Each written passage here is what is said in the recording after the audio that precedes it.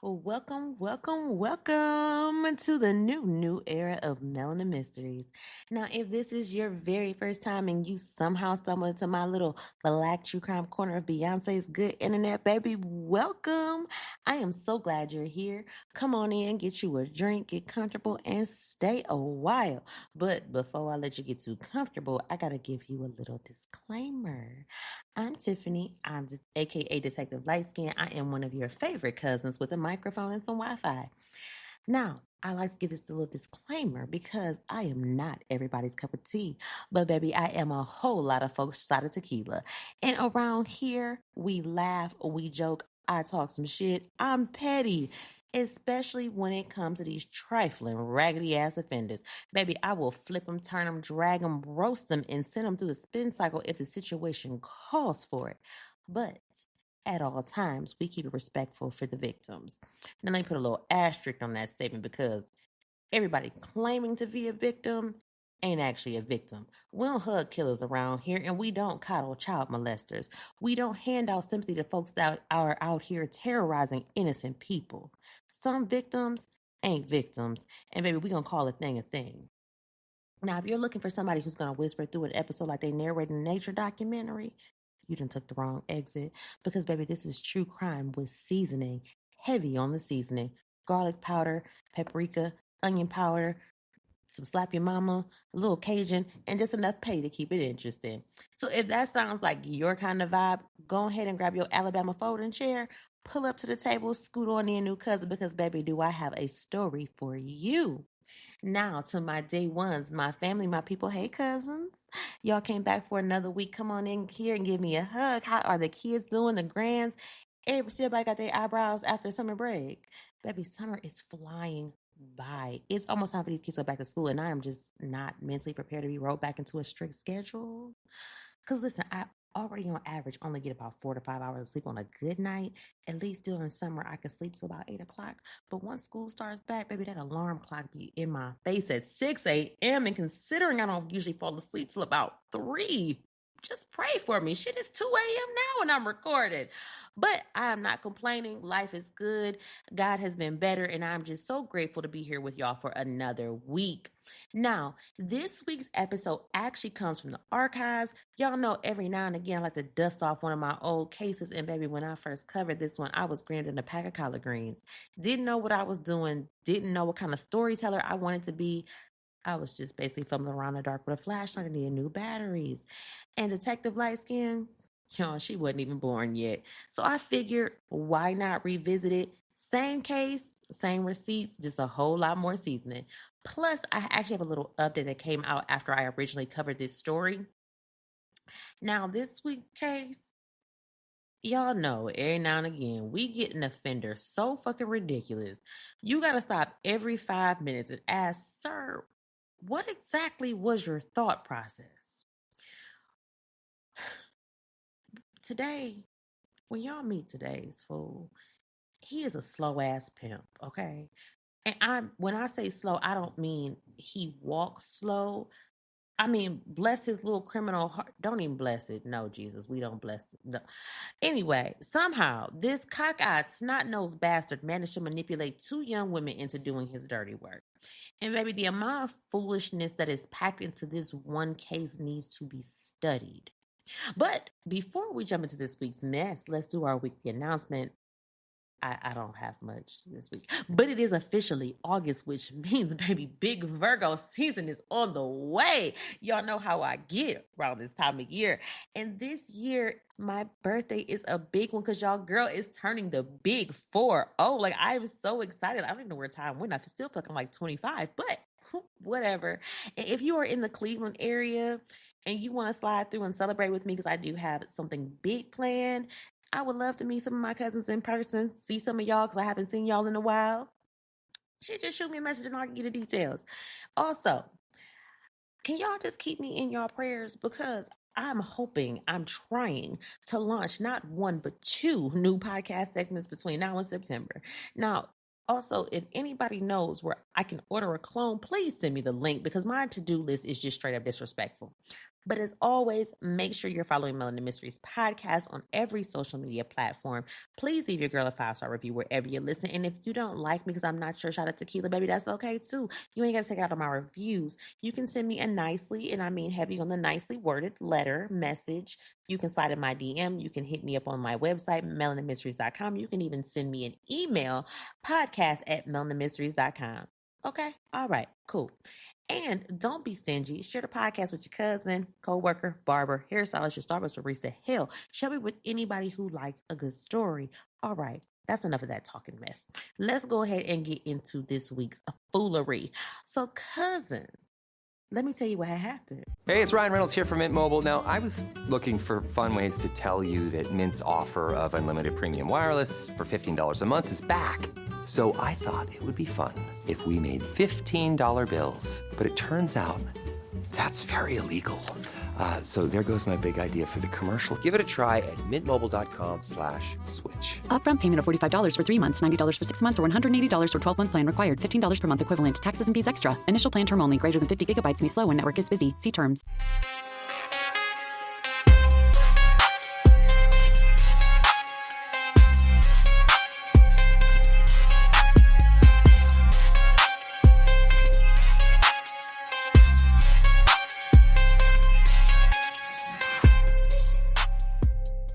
Now, y'all know we can't just jump right in with no foreplay. Y'all already know what time it is. It's time for another round of What Would You Do? And I really want to hear, what would you do? And you can leave that, like I said, leave me a review on Apple. Y'all Apple people, this is a great time for y'all to leave a review. I see y'all are taking the notes. I appreciate you. But what would you do? Don't be cheating either. I want your real answer.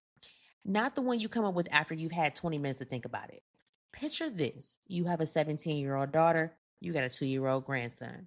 One day, your daughter, she tells you, look, I'm catching a bus to Vancouver, Washington to spend a few days with one of my girlfriends. She kisses you goodbye. She scoop up your grandbaby and promises she'll be back before Thanksgiving and heads on her way. You like, okay, nothing out of the ordinary. A couple days later, your phone rings, you answer it, and on the other end is some random ass nigga you ain't never met a day in your life. And before you can even ask, who is this? This fool blurts out, your daughter killed somebody. Personally, I probably hang up because I'm thinking, ain't no way. Not what? Do you have the right number? Not before my morning coffee. Sir, you didn't even introduce yourself. Who are you? How did you even get my goddamn number? And why are you calling my phone with this Lifetime movie bullshit? But then you like, well, let me call my daughter. You don't get an answer. So you call again.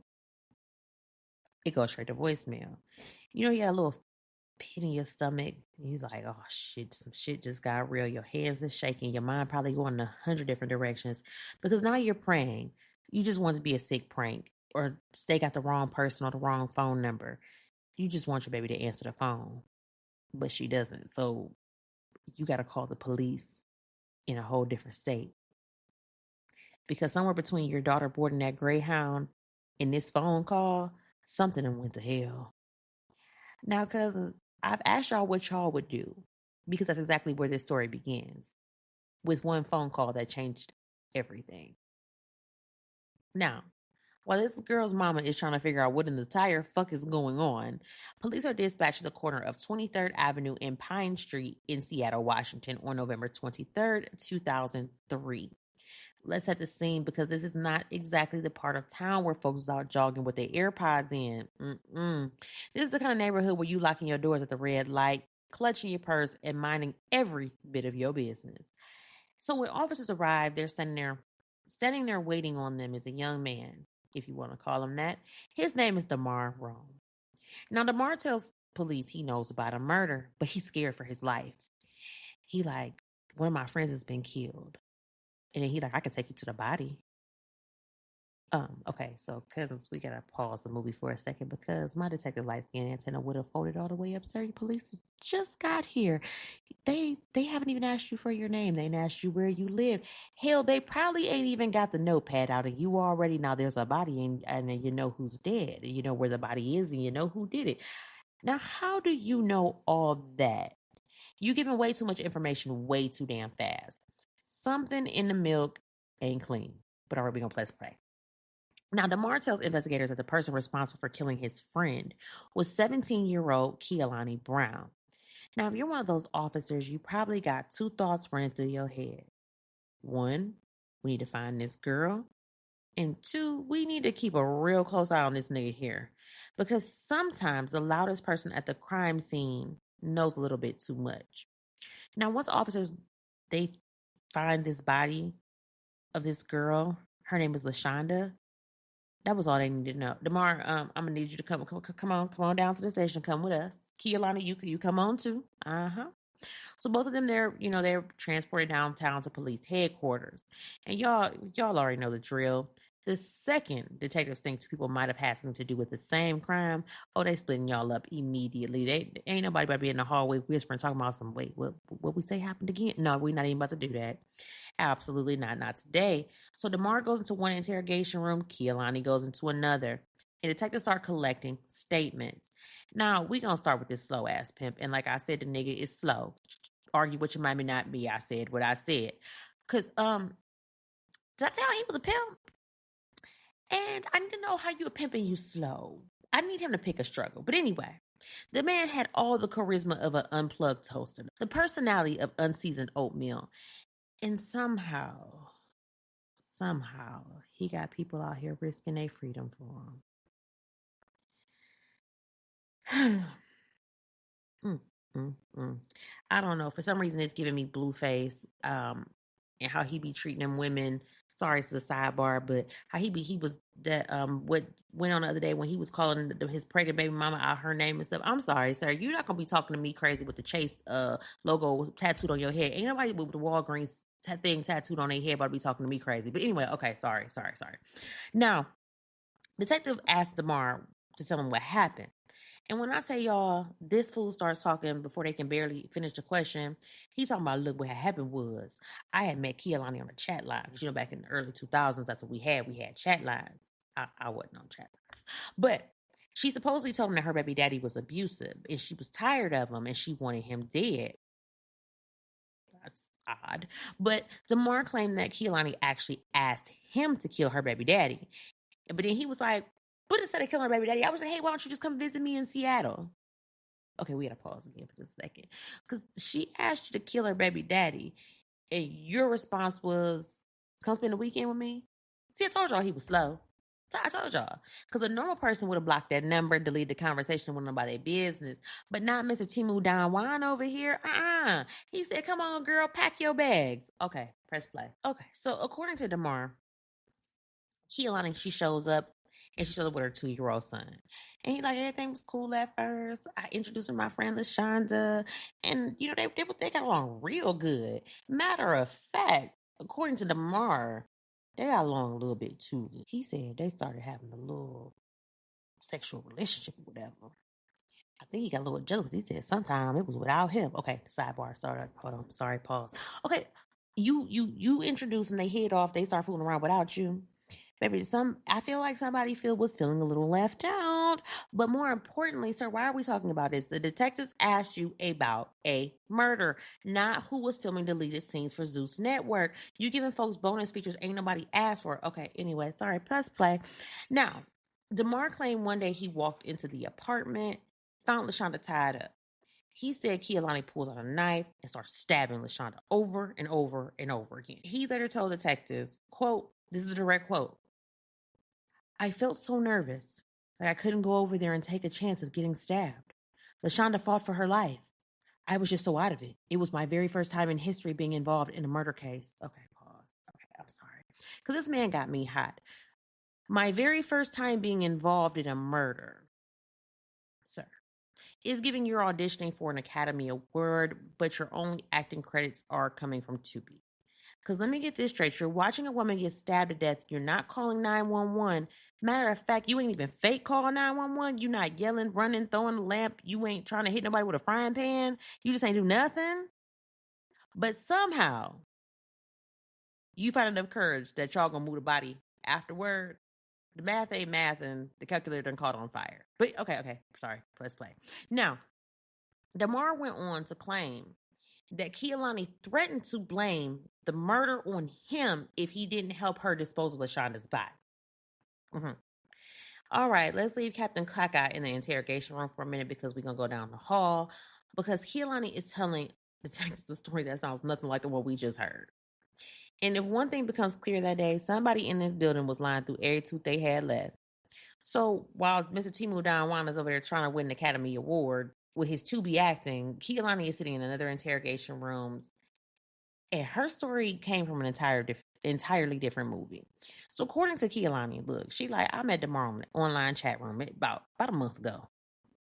And we was talking about 3 weeks before he invited me to come visit him in Seattle. And she was like, look, I lied to my mama about where I was really going. She's like, I packed up my son and I got on that bus. And she said, quote, it seemed like it would be a nice vacation. He described his apartment and it sounded nice in a nice neighborhood. I quickly learned that was not the case. Okay, sorry. Pause for a second. Because how many times have we heard that sentence in true crime? It seemed nice. He sounded nice. The pictures look nice. Baby, if a stranger on the internet invites you to another state, please, first of all, make sure somebody knows where you're at. Drop your location, share your itinerary, send a selfie with today's newspaper, do something. Because these chat rooms was out here collecting victims. And remember, this is pre-social media days. I don't know, MySpace was out maybe? I don't remember. I don't even think MySpace was out. The 03? I don't know, never had MySpace. I don't know. Anyway, press play. So when Kehlani arrived, DeMar introduced her to a young woman named LaShonda. He told Kehlani that LaShonda was his foster sister and that she was just living with him. But before Kehlani even had a chance to get to know the girl, DeMar started planting seeds. He like, look, if LaShonda tell you I raped her or I abused her, don't believe a word she says. She's a pathological liar. Did y'all catch that? Because I did. That's manipulation 101. Ain't nobody accused you of nothing yet, and you defending yourself. That's like me walking into somebody's house saying, now, before we eat, I just want y'all to know I did not steal nobody's TV. Who asked? See, this cockeyed snot-nosed Dollar Tree Don Juan was planting doubt before LaShonda even opened her mouth. Okay, we're done with that. I know, sorry. Okay, so at first, Kehlani said she and LaShonda actually got along. They were talking, hanging out. Everything seemed fine until it wasn't. So Kehlani was like, look, after a few days, DeMar just like did a Jekyll and Hyde on my ass. She was like, his attitude changed. Then he starts playing one of us against the other. He tell me something and he tell her something. And then, run back into the other one something different. Basically, he was just sitting there stirring up some bullshit. Then he would sit back and watch the fireworks. And mind you, these are teenagers. These are young girls. And he's manipulative. So Kehlani was telling detectives, like, DeMar kept saying, well, he got to get rid of LaShonda. And then she was like, DeMar demanded that I call my mama and ask her to wire me some money to Seattle. But when that didn't work, she claimed this man tried to force her to work Aurora Avenue. Now, I ain't know nothing about Seattle. I ain't never been there before, but I had to look it up. So Aurora Avenue has been long known for prostitution. And according to Kehlani, DeMar wasn't looking for no girlfriend, baby. He was looking for somebody to earn him some money. I told y'all he was a pimp. And then she also accused DeMar of raping her. And then, according to Kehlani, he started weaponizing fear. He told her LaShonda was planning to kill her little boy. That if they went to sleep, they'd never wake up. And the only way to stop it was to kill LaShonda first. Okay, pause. Yeah, this right here, this is why I keep telling folks that manipulation doesn't always look like somebody screaming in your face. Sometimes it looks like somebody whispering poison in your ear, little by little, until you don't even know what's real anymore. And that's exactly what this slow-ass pimp was doing. Okay, press play. Now, according to Kehlani, DeMar was the only one who planned LaShonda's murder. Now, she said he wanted them to have a threesome, but all along, he was going to kill LaShonda. Kehlani said DeMar grabbed a knife and repeatedly stabbed LaShonda.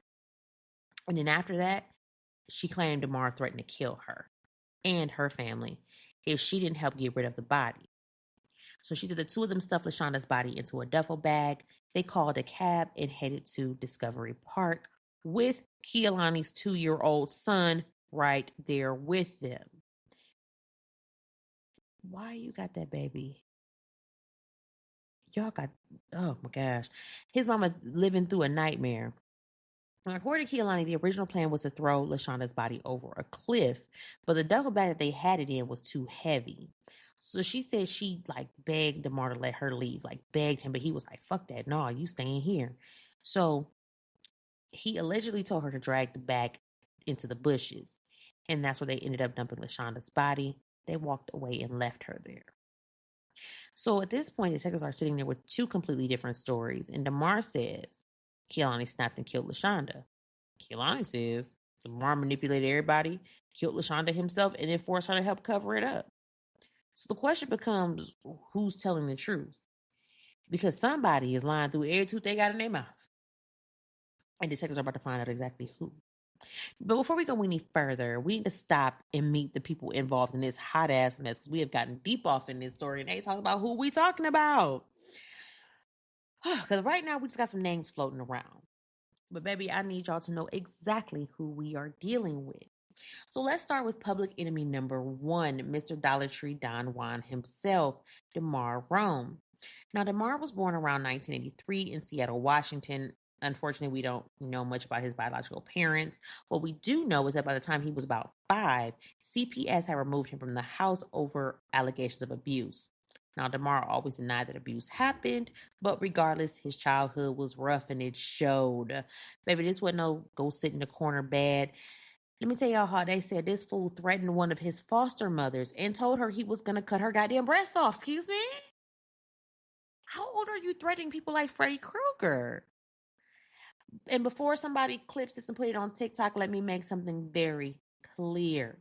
I'm not making fun of this man's mental illness, because mental illness is real. Trauma is real. Getting help is real. What I'm dragging is everything he chose to do afterwards, because there's a difference. So as DeMar gets older, he stayed in trouble. Like, the juvenile detention became somewhere he visited a little bit too often. Court records show he was charged with more than 8 different crimes as a juvenile, but case after case after case got dismissed. Why? Because they said the doctors couldn't find him mentally competent to stand trial. He had been diagnosed with schizophrenia, PTSD related to childhood trauma, developmental delays. He even got SSI because of his disabilities. Again, pause. I'm not saying there's absolutely nothing wrong with receiving disability benefits if you legitimately qualify. Let's get that straight. But what you do after that is on you. Because instead of trying to build a life, Mr. Timu Don Juan decided, I'm gonna become a pimp. That was, he could have did all of all the professions in the world. This nigga said, I want to be a pimp. And can somebody tell me how you gonna be slow and be a pimp at the same time? Pick a fucking struggle. Because from everything I've read, this man couldn't organize a 2-car funeral procession. Yet somehow he got in his head he was going to be the next Iceberg Slim. So you couldn't even keep a job. The only thing, you couldn't even manage the chaos. Okay, let me move on before my blood pressure go up. So I'm going to introduce y'all to Kehlani Brown. Now, Kehlani's story actually made me really sad. She was born February 17th, 1986. Shout out to my 86 babies. In Nolan, Texas, to her parents, Larry and Beverly Brown. She was actually Hawaiian and white. Very beautiful girl. Very beautiful. And eventually her family moved to Vancouver, Washington. Now, here's the thing. When all this stuff happened, Kehlani wasn't some grown woman with years of experience. Baby, she was 17. 17. With a 2-year-old baby, just trying to figure out her life. And then she had a couple run-ins with the law, some theft, forgery charge, just stupid shit. But there is a Grand Canyon between stealing something and ending up wrapped in a murder investigation. Now, we gotta meet the person who got lost in all this foolishness. Her name was LaShonda Flynn. LaShonda was born September 18th, 1986. Hey, Virgo sis, we was almost birthday twins. I was born the 17th. In Seattle. She'd been raised by her grandmother, Ola Pender, since she was about 9 years old because her mama had been very young and I guess she didn't want to be a mama. So her grandmother described LaShonda as the sweetest girl, the kind of girl that could not tell people no. That's something I think a lot of us struggle with, especially boys. You know, she wanted to be loved. She wanted to belong. And because of that, she let people take advantage of her. Her grandmother said if LaShonda cared about somebody, baby, she would follow them anywhere. Matter of fact, she had already run away from home once for a boy. And DeMar, he was number 2. We're going to pause again. Because can we talk about Granny for a second? Because Granny had this whole situation clocked. She could not stand DeMar. She didn't like him. She didn't trust him. She didn't even want LaShonda around him. And after seeing the picture of this rock-faced, sloth-nosed Dollar Tree Don Juan, I would have locked the screen door too. Because, sir, just you ain't got no job. You in and out of the court system. And you trying to pimp women. And you over here, quote, dating my 16-year-old granddaughter? Granny would have had to whip me too because we'd have been outside together. One holding the screen door, the other one holding the broom. Absolutely not. Okay, press play. Because now that y'all know who's sitting at this dysfunctional dinner table, let's talk about how Mr. Timu Don Juan managed to convince everybody at it to lose their goddamn minds. So let's back up a little bit and let's talk about how DeMar met LaShonda, right? So in 2002, LaShonda's 16. She's sitting in a bus stop crying. DeMar looks over, maybe from the bus window, and sees her crying because nigga ain't had no car. Yeah, I don't know what he was doing, his little SSI check. He clearly wasn't doing nothing productive, but whatever. So he sits down and they start talking. LaShonda tells DeMar that her grandmama kicked her out and she has nowhere to go. Now, being the... I use this word very, very loosely, the man that he is, he offers LaShonda a place to stay. How generous of him, right? So he tells her that his name was Devontae Carlson. He like, hey, how old are you? She's like, I'm 16. He's like, oh, okay, I'm 19. So he moves her on in, and Devontae, a.k.a. DeMar, this man just took over this poor baby life. Let me tell you how, like, the manipulation, the grooming, this is, ugh. So, like I said, this little Dollar Tree pimp didn't have a car, so they were on the bus. Do you know he wouldn't let her sit next to him on the bus? He and people think they was together. Okay, this is me looking at it from almost 40-year-old lens, not a 17-year-old lens. But ugh. When they walked in public, he told her she had to walk behind him. What? Okay. Well, DeMar claimed that she would beg him for sex, and you know, when he felt like it, he would give it to her. Okay. He said that LaShonda had to sleep on a mattress on the floor in his apartment. It don't even have great hospitality skills, child. And in exchange for DeMar graciously allowing LaShonda to stay at his place, she of course had to pay him, whether that was begging her grandmama for money or when he would have her prostituting herself down on Aurora Avenue. Now, DeMar would later claim he didn't make her sell her body. I didn't even want her to do that. I told her that's not a good idea, he said. But he said that when she would do it, he would just go ahead and collect $500 from her every time she worked the streets. Yeah, you know, draw your own conclusions for this one. And child, when I say they fought a lot, they said they was like Bobby and Whitney, okay? Like Ike and Tina, child, just fighting. Oh my gosh.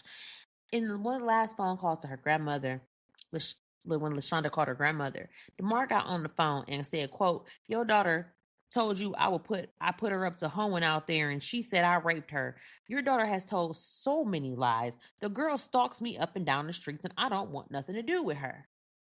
Now, in the last phone call with her granddaughter before she was murdered on November 19, 2003, that was the last phone call she had with her grandmother, DeMar was yelling while LaShonda was talking. He over here talking about he didn't want LaShonda at his apartment no more. And like I said, Miss Ola was like, that man don't want you there. Get your stuff and come home. But she said LaShonda didn't want to hear it and hung up on her. And LaShonda was killed on November 21st, 2003. I know they got to tear her grandmama up. Oh my gosh. I know they got to tear her grandmother up. Now. Hey, it's Ryan Reynolds here from Mint Mobile. Now, I was looking for fun ways to tell you that Mint's offer of unlimited premium wireless for $15 a month is back. So I thought it would be fun if we made $15 bills. But it turns out that's very illegal. So there goes my big idea for the commercial. Give it a try at mintmobile.com/switch. Upfront payment of $45 for 3 months, $90 for 6 months, or $180 for 12-month plan required. $15 per month equivalent. Taxes and fees extra. Initial plan term only. Greater than 50 gigabytes may slow when network is busy. See terms. These folks is under arrest. See, the prosecutors thought they had themselves a very solid case. Kehlani had agreed to testify against Damar, and in return, she was offered a plea deal. She'd plead guilty to first-degree manslaughter. She'd be sentenced to 8.5 years in prison, and because she was 17 when this happened, she did end up being prosecuted as an adult. Meanwhile, Mr. Dollar Tree Don Juan was headed to trial for first-degree murder. Everything was lined up. They had witnesses check, defendant check, trial date check. Baby, all they had to do was show up to court. Pause.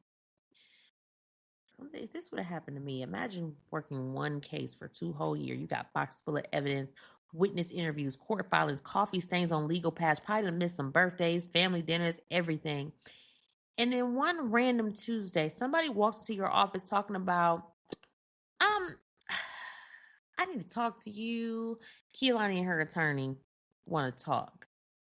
Why we need to talk? We about to go to trial. We about to wrap this shit on up. It's 2 years later. We trying to sign, seal, and deliver this. They meet with Kehlani and her lawyer, and Kehlani talking about I actually stabbed her. Excuse me?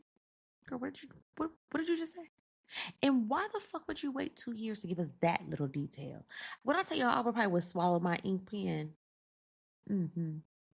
It was January 2006, literally 1 month before the trial, when Kehlani called the prosecutors asking for a meeting. And I'm sure they were probably just thinking, like, maybe she remembered another conversation. Maybe she wanted to bring forth another witness. Probably some type of evidence.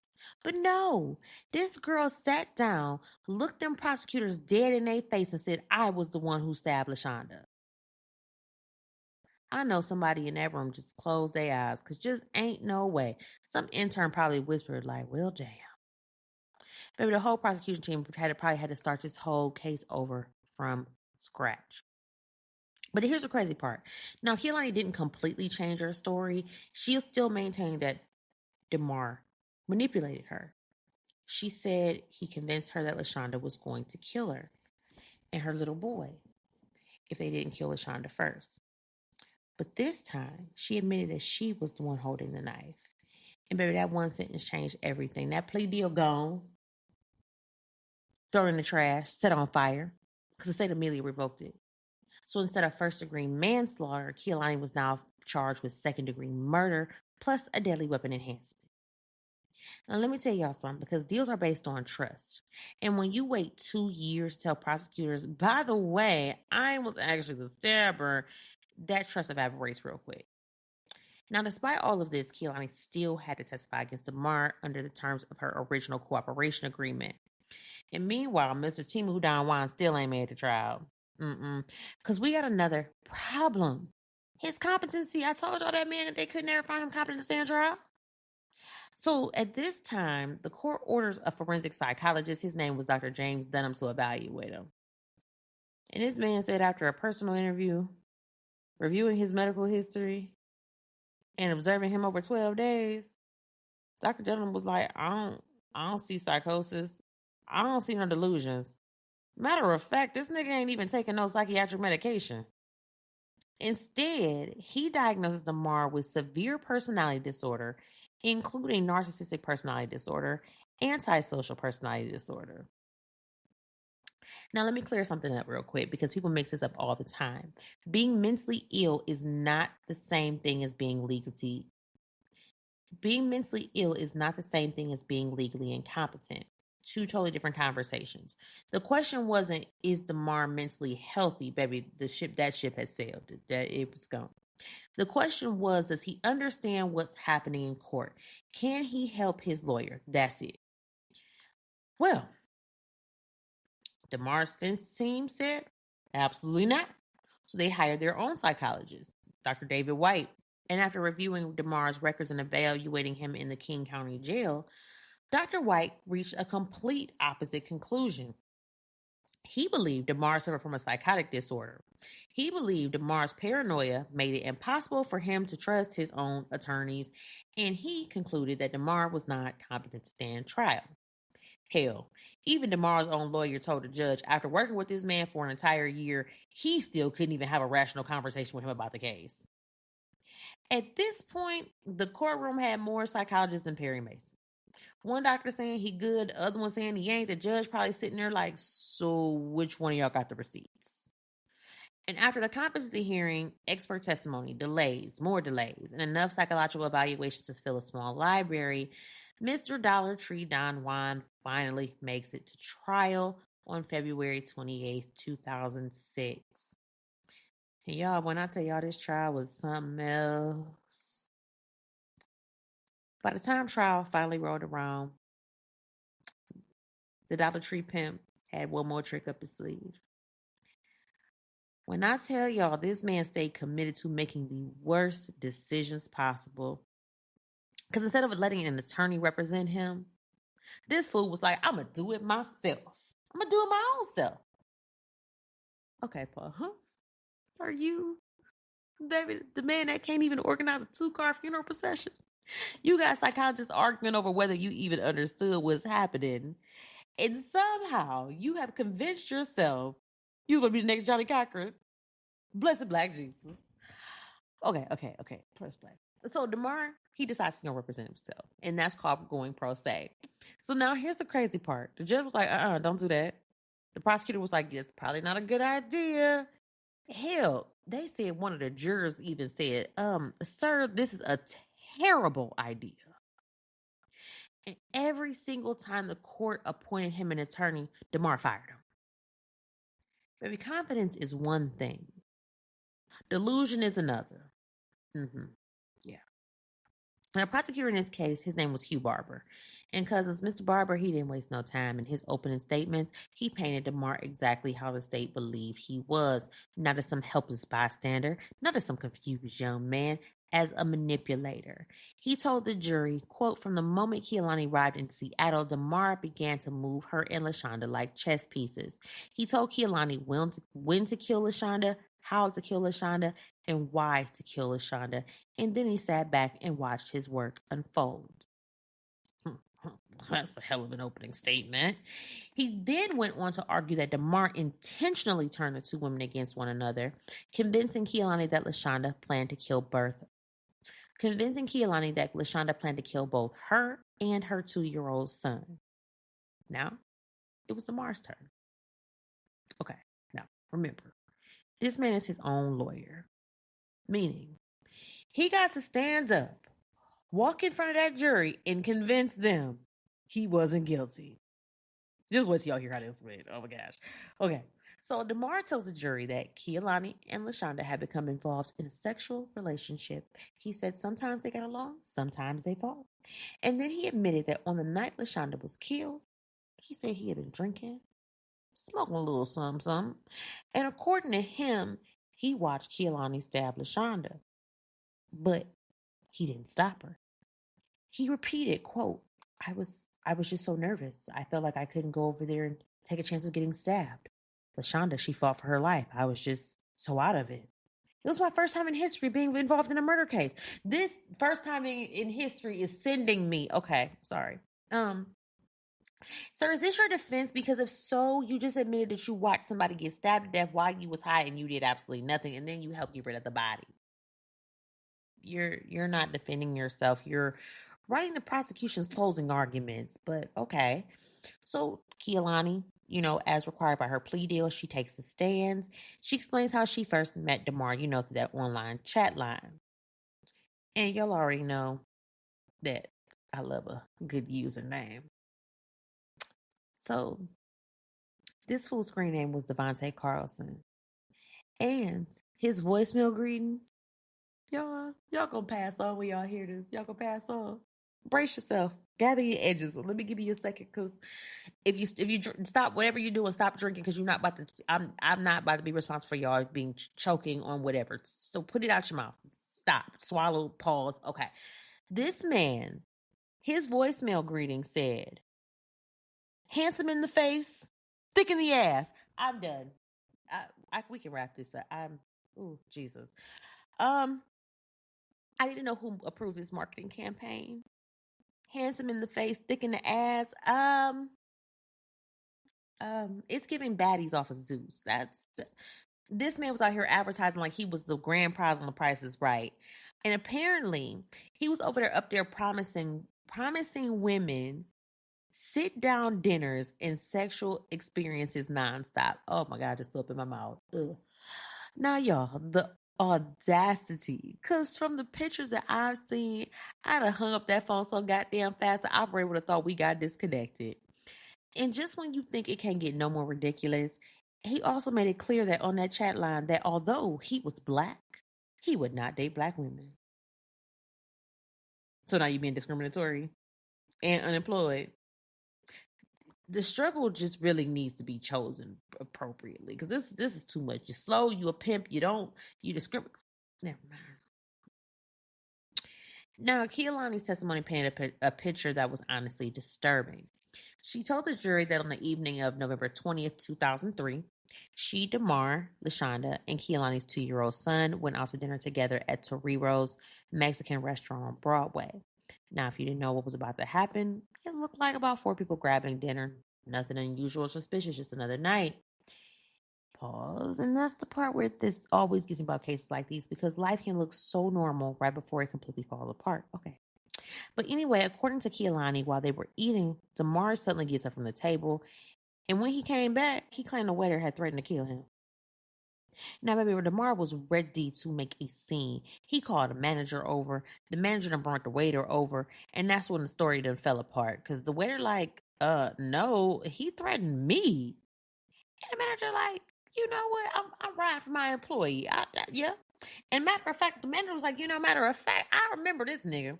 Remember, he remembered him not because he was a great customer, but because he came into the restaurant all the time complaining about his food, trying to get free meals. So you a broke ass pimp? How you a pimp and you broke? Ain't slow. Anyway, have y'all noticed something? Everywhere this man went, there was always a problem. The restaurant, the apartment, the chat line, the women, the foster homes, the court system. At some point, you got to stop saying everybody else is the problem and realize the common denominator got your name on it. But anyway, after they leave the restaurant, DeMar tells the girls they need to arm themselves.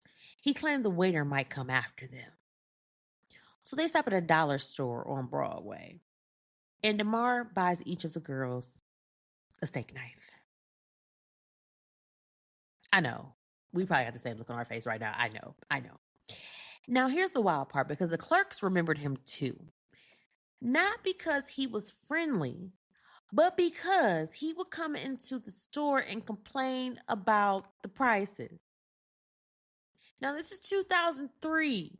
Dollar Tree was still $1. Not $1.25, not $1.50 like this all this bullshit now. It was $1.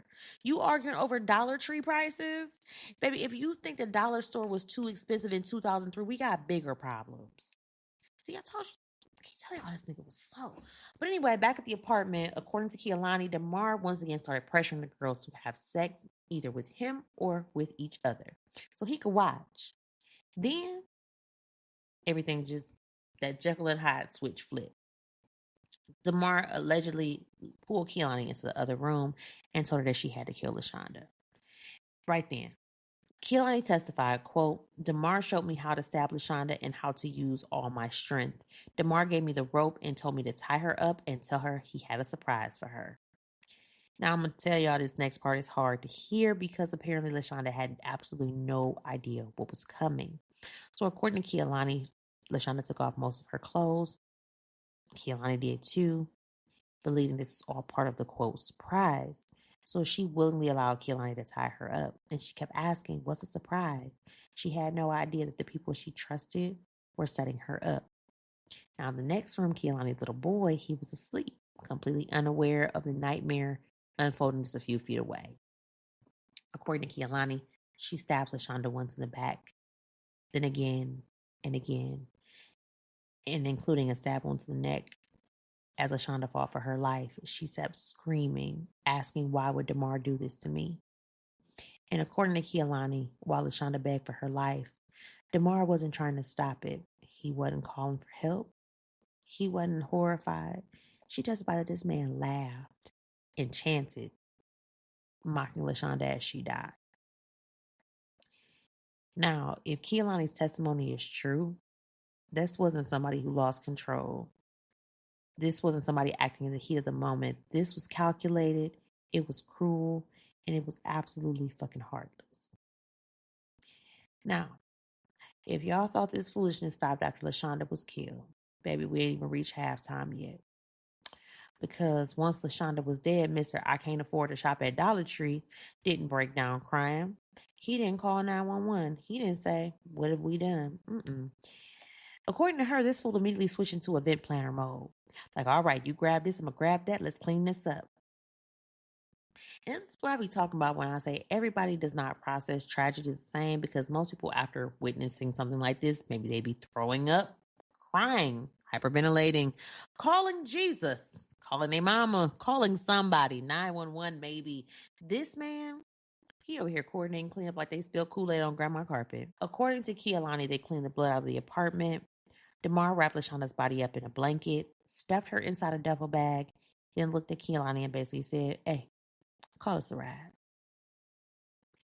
You didn't say. Hey, it's Ryan Reynolds here from Mint Mobile. Now, I was looking for fun ways to tell you that Mint's offer of unlimited premium wireless for $15 a month is back. So I thought it would be fun if we made $15 bills. But it turns out that's very illegal. So there goes my big idea for the commercial. Give it a try at mintmobile.com/switch. Upfront payment of $45 for 3 months, $90 for 6 months, or $180 for 12-month plan required. $15 per month equivalent. Taxes and fees extra. Initial plan term only. Greater than 50 gigabytes may slow when network is busy. See terms. Not an Uber, not a friend, not a stolen car. She told him to call a taxi. And can you imagine being a cab driver? You think you picking up folks headed to the airport or something. Meanwhile, you transporting evidence. Lord Jesus. So when the cab arrives, DeMar dragged the duffel bag outside. He loads it into the trunk. That had to be a big-ass duffel bag. It had to be heavy. Kehlani buckles her 2-year-old son into the back seat, and off they go to Discovery Park. And if we are not all, y'all shouldn't even be surprised at this point, but I don't know why I was. But according to Kehlani, they said when they got there, y'all, this man is arguing with the cab driver over the fare. Sir, we have a body on us. A body. We got a whole homicide riding around in the trunk, and this is where your budgeting skills start kicking in. Why are we negotiating? What is going on? You should be negotiating common sense 24 hours ago, talking about can you knock off a couple of dollars. If I was that cab driver, I'd have been like, sir, pay the meter. Anyway, they ended up dragging LaShonda's body into some bushes, walked away, and went right back to the apartment. Now, the next day, this is when the cracks start showing. DeMar gets paranoid. He became convinced that Kehlani was going to tell the police everything. Now, cousins, I ain't going to hold you. I'd have been trying to sneak away to call somebody because this is some bullshit. But let me ask y'all something. When you think somebody's about to snitch, what's the last thing you probably going to do? Call the police? Hide? Run? Baby, not Mr. Timu Danwan. This fool said, I'm going to snitch first. DeMar picked up the phone and called Kehlani's mama. Now, that was not on my bingo card. And that's when he tells that woman, your daughter murdered my friend. Called this girl's mom. The man would have told the teacher who threw the spitball. He would have reminded the substitute that there was homework. He's the type that would have told Blockbuster that you forgot to rewind the VHS tape. When I tell y'all this man stayed snitching on folks, matter of he ain't throw folks under the bus. He just bought the whole goddamn bus. And like I said, when police arrived, DeMar didn't stop there. Like I said, he took them straight to LaShonda's body. Then had the audacity to tell them that Kehlani had planned the whole thing. She was the one who wanted LaShonda dead, and she was trying to frame him. Every time this man opened his mouth to tell this story, he's the victim. That's that narcissistic tendency they was talking about when he died, when that psychiatrist diagnosed with narcissistic personality disorder. Because every single time somebody's threatening him, stalking him, trying to frame him, somebody's jealous of him, at some point the call is coming from inside your apartment. Now, Kehlani's mama, she also testified. She told the jury that she'd spoken with her daughter before this all happened. She said Kehlani sounded worried and something wasn't sitting right with her, but she never asked to come home. And that's the thing about manipulation. Sometimes people are scared long before anybody else realizes that they're in danger. So y'all remember DeMar's baby daddy story? Child, how about he doubled all the way down on it? He actually got on the witness stand, looked 12 people in the jury box dead in their face, and said Kehlani killed LaShonda to trap him into killing her baby daddy. Yep. That's what he said. Yeah. Then this fool said, quote, she was desperate to have her baby daddy out of her life. I didn't accept any money from her because I was gonna have bad feelings about it. The morals. We have morals. Morals? Where them come from? Sir, where were the morals in the room with us when the murder went down, when we're covering up the body, dragging a dead woman through the park, but taking money? Now wait a minute. I got principles now. The hypocrisy is hypocrisy, okay? And let me tell y'all, the state wasn't bad. None of this bullshit. I couldn't even have imagined being a juror on this trial. So they call in Dr. Jason Dunham. He was one of the psychologists who evaluated DeMar. And he testified that every clinician on the evaluation team reached essentially the same conclusion. DeMar showed no evidence of psychosis. Instead, he displayed traits consistent with severe narcissistic and antisocial personality disorders. The doctor summed it up by saying basically he's a psychopath. I mean, now that would have been enough for me. But Western State Hospital staff said, nah, let me tell y'all about this fool. One staff member testified that DeMar genuinely believed he was the only sane person in that hospital. And he thought that everybody that worked there was ugly. You can't make this shit up. He believed he was the only good-looking person in the building. When y'all see him, y'all gonna be like, no, the fuck he wouldn't. And according to him, this is why everybody kept picking on him. Baby, the delusional confidence. This man walked into a psychiatric hospital and somehow convinced himself he was the homecoming queen. He was the birthday. Then, one employee with 20 years experience of working around psychiatric patients looked at that jury and said, I have seen a whole lot in my career. And this is a direct quote. But this one right here, he is the most stuck on himself patient I have ever seen. Now, when somebody with 20 years on the job says you different, baby, that is not a compliment. That is a warning. And let's talk about the absolute circus. Like, this trial was just a fucking circus. Because Mr. Dollar Tree, Don Juan, thought representing himself, like I said, was a phenomenal idea. It was not. Now, according to the reporters who actually covered the trial, some of DeMar's questions, they didn't even sound like questions. They said this man would just ramble and ramble and ramble several minutes at a time. And poor Judge Nicole Macklins, she spent half the trial correcting him, redirecting him, or explaining basic courtroom procedure. And now this is the crazy part. Sometimes DeMar actually sounded like he knew what he was doing.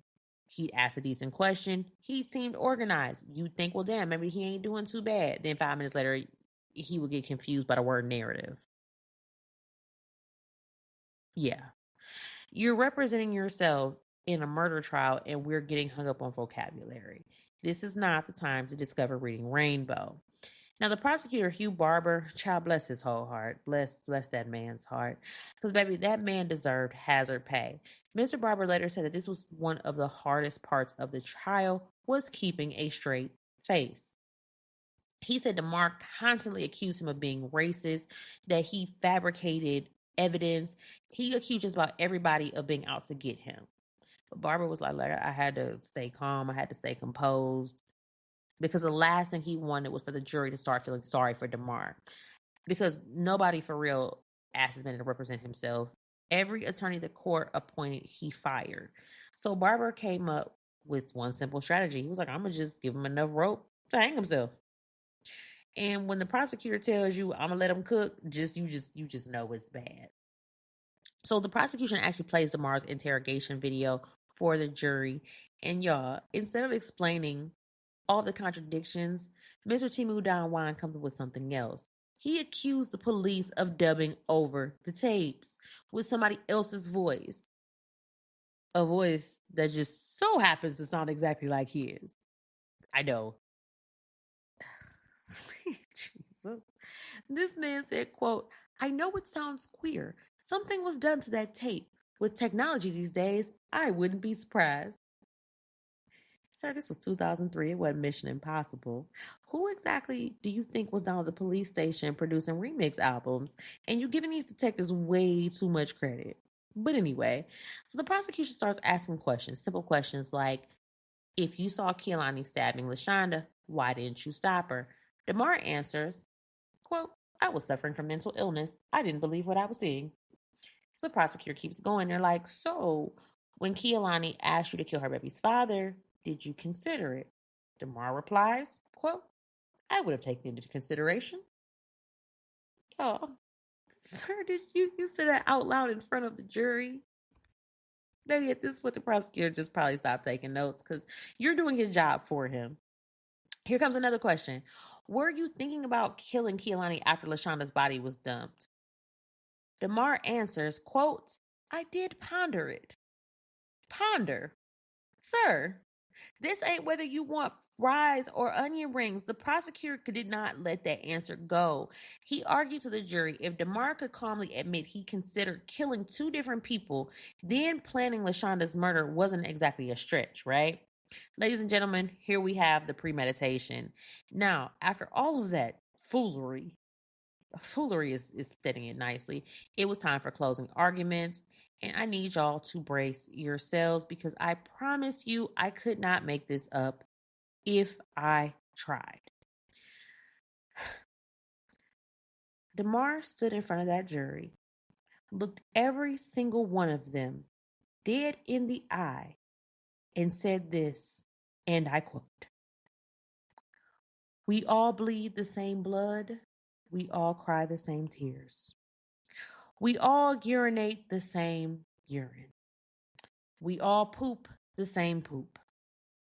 If I really, in the Lord Jesus Christ's name, win this jury trial, I will have no more involvement with homicides."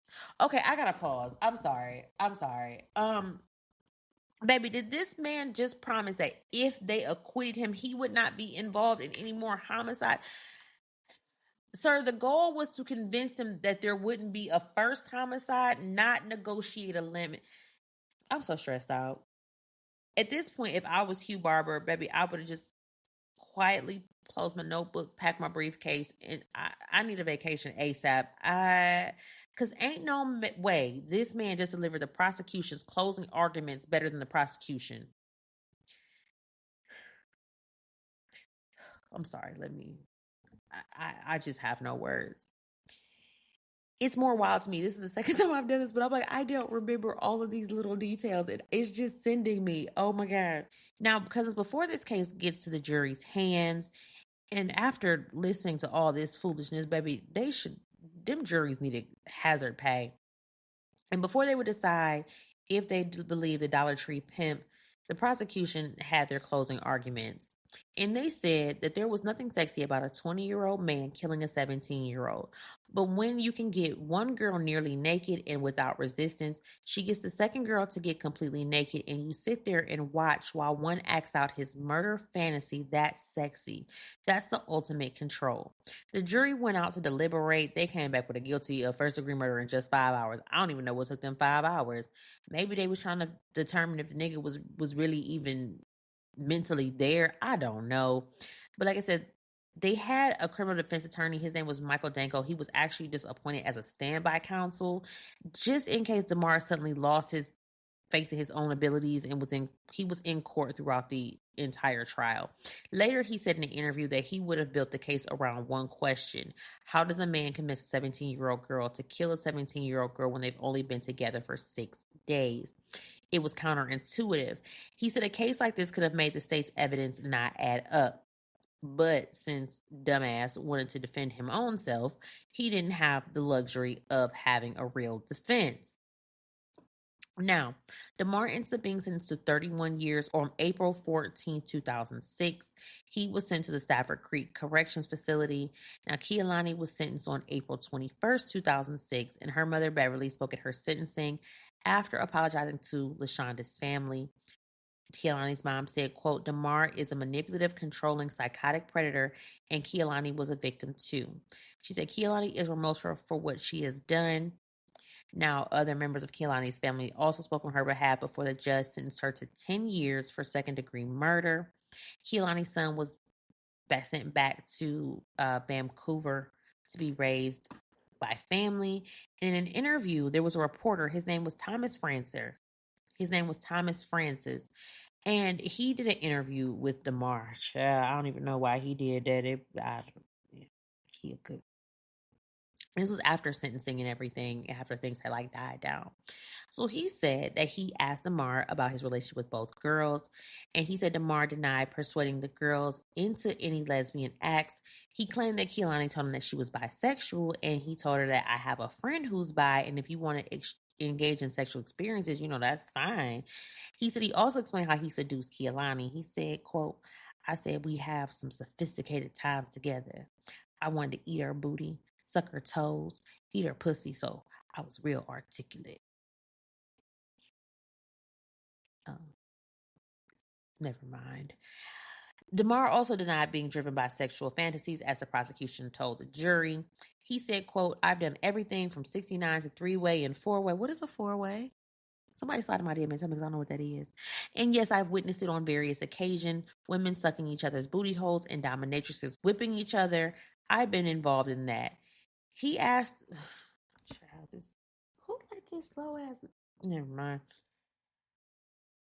He asked if he had any regrets in acting as his own attorney. Damar said, quote, I don't have any regrets, but I am definitely regretful that this murder case happened. I wouldn't be in King County Correctional Facility. I wouldn't be looking at nearly 30 years in prison. The reporter then asked Damar what he missed most about being free. And this probably shouldn't surprise you. Damar said, quote, I miss hanging out with young females. Leave him in there. Please leave him in there. He's a sexual predator. Leave him the fuck where he's at. You should just give him the nigga life. So, anywho, Damar, he did file 2 appeals, one in October 2012 and another in March 2014. Both appeals, they said, fuck that nigga, leave him where the fuck he is at.